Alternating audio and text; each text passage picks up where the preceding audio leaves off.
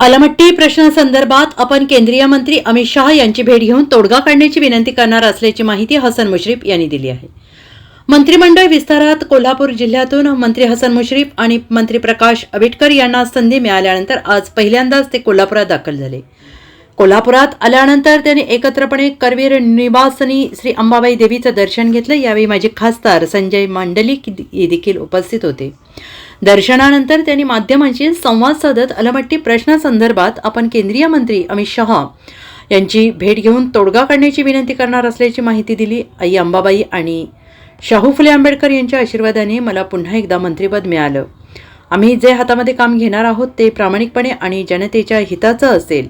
महाराष्ट्राला पुढे नेण्यासाठी आम्हाला कठोर परिश्रम घ्यावे लागणार आहेत। या कामामध्ये आम्हाला यश प्राप्ती द्यावी अशी संकल्प आम्ही अंबाबाई देवीसमोर केला आहे, असे मंत्री हसन मुश्रीफ यांनी कोल्हापुरात येताच करवीर निवासिनी अंबाबाई देवीचं दर्शन घेतल्यानंतर प्रतिक्रिया दिली आहे। कोल्हापुरातील प्रलंबित प्रश्नांना आम्ही हात घालणार आहोत आणि ते मार्गी लावण्यासाठी आम्ही प्रयत्न करणार आहोत। बहुमत आमच्या मागे आहे, त्यामुळे कामे करण्यास कोणतीही अडचण येणार नाही, असे सांगत छगन भुजबळ यांची नाराजी आम्ही निश्चितपणे दूर करू। ते आमचे ज्येष्ठ नेते आहेत, असे स्पष्टीकरण मंत्री हसन मुश्रीफ यांनी दिले आहे। कर्नाटक सरकारकडून अलमट्टी धरणाची उंची वाढवण्याबाबत हालचाली सुरू आहेत। त्यावरून बोलताना मंत्री हसन मुश्रीफ यांनी अलमट्टी धरणाच्या प्रश्नासंदर्भात आम्ही मुख्यमंत्र्यांना भेटू, कर्नाटक मुख्यमंत्र्यांची भेट घेऊन हे कसं रोखता येईल यासाठी पाठपुरावा करू। हे शक्य झालं नाही तर आम्ही केंद्रीय गृहमंत्री अमित शाह यांची भेट घेऊ, त्याबाबत निर्णय घेण्यासाठी बैठक लावण्यासाठी आम्ही मागणी करू, असं देखील मुश्रीफ यांनी म्हटलंय। काळमवाडी दूधगंगा धरण गळती प्रकरणी आणि थेट पाईपलाईनच्या गळतीवर बोलताना मुश्रीफ यांनी थेट बोलणे टाळत आजच आम्ही कोल्हापूरला आलेलो आहोत, गळती काढण्याच्या कामाचे टेंडर निघाले आहे, वेळेत काम करून घेण्याची जबाबदारी आमची आहे, असं स्पष्टीकरण दिलंय। शक्तिपीठ महामार्गावरून बोलताना कोल्हापूर जिल्ह्यातील शक्तिपीठ महामार्गाचं काम रद्द झाल्याचं राजपत्र निघालेलं आहे, सांगलीपर्यंत काम होणार असं मुख्यमंत्री बोललेले आहेत, असंही मुश्रीफ यांनी म्हटलेलं आहे। मला मंत्रिपदाची शपथ घेण्याची संधी मिळाली आणि मला माझ्या मतदारसंघातील मतदारांनी आणि विशेषतः महालक्ष्मी छत्रपती शाहू फुले आंबेडकर यांच्या आशीर्वादानं पुन्हा एकदा संधी मला मिळालेली आहे। आज अंबाबाईचं दर्शन घेतले, काय अंबाबाईकडे साकडं? अंबाबाईकडे साकडं आम्ही घातलं की बाबा आता जे आम्ही हातामध्ये काम घेणार आहोत ते अतिशय प्रामाणिकपणानं जनतेच्या हिताचं आणि महाराष्ट्राला पुढे नेण्यासाठी आम्हाला कठोर परिश्रम घ्यावे लागणार आहेत, त्यामध्ये आम्हाला यश प्राप्ती द्यावी असा संकल्प आम्ही केलेला आहे।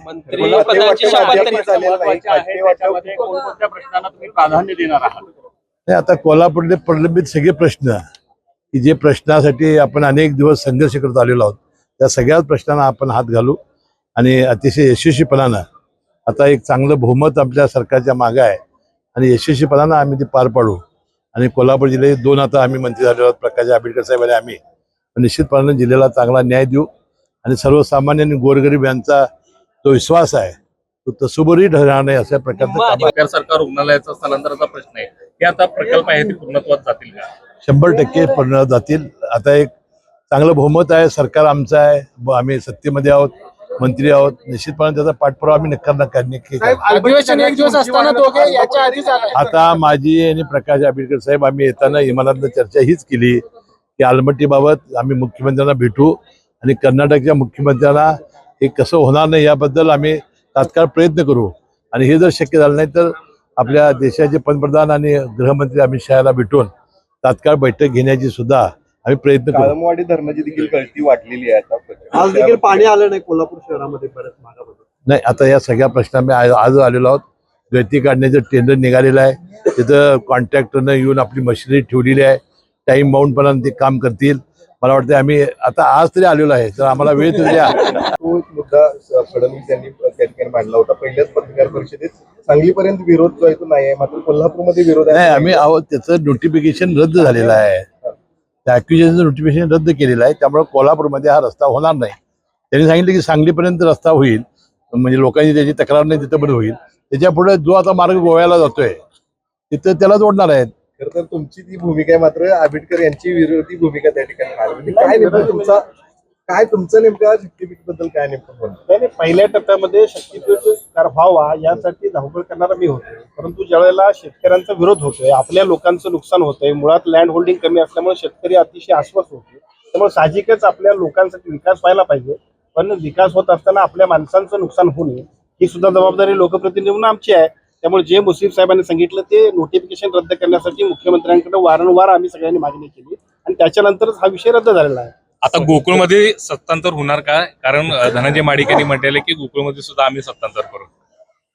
नाही, आपण त्यापूर्वी सांगितलेलं आहे की जनरल राजकारण आणि सहकार वेगवेगळं आहे. अजून निवडणुका नाहीत. निवडणुकीच्या वेळेला काय करायचं त्या वेळेला समीकरण ठरतील.